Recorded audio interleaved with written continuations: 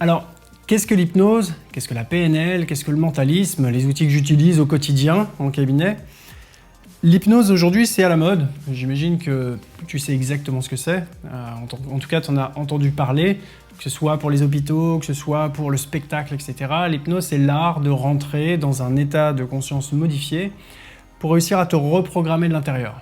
D'accord? Ça, c'est le côté assez, assez simple. L'idée, c'est de créer des changements de comportement, des changements d'état d'esprit et en gros, de faire évoluer ta vie. La PNL, j'ai envie de dire que c'est à peu près la même chose, mais sans tout ce blabla.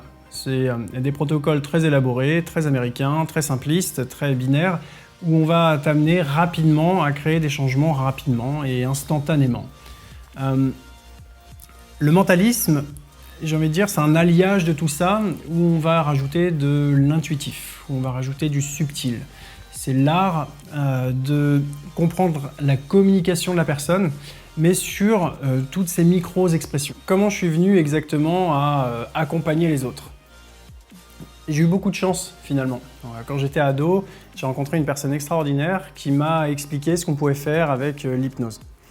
Alors l'hypnose, à la base, je mettais ça dans le surnaturel, dans le paranormal. J'imaginais, il y a beaucoup de fantasmes autour de ça.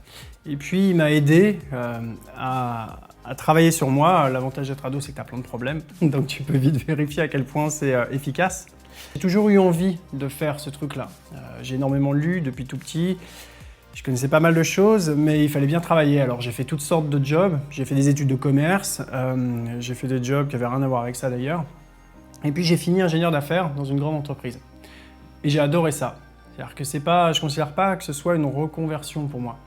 Quand j'étais en entreprise, c'était vraiment excitant. J'adorais la pression, j'adorais le challenge, j'adorais à quel point ça pouvait s'avérer compliqué aussi de communiquer entre ton manager, le N+2, la direction, tous les objectifs annuels qu'on te remettait en plus si tu avais performé, et puis ta communication au sein de ton équipe, parce que c'était pas évident non plus. Et je trouvais ça vraiment chouette. Et du coup, quand je me suis installé en libéral, je voulais garder quand même ce côté-là. Je voulais pas juste passer de tout à rien. Donc j'ai continué de coacher des chefs d'entreprise, des dirigeants, des cadres, des managers, des collaborateurs aussi, bien évidemment. Et puis, j'ai réfléchi avec certains d'entre eux, comment on pouvait réintégrer ce pan-là,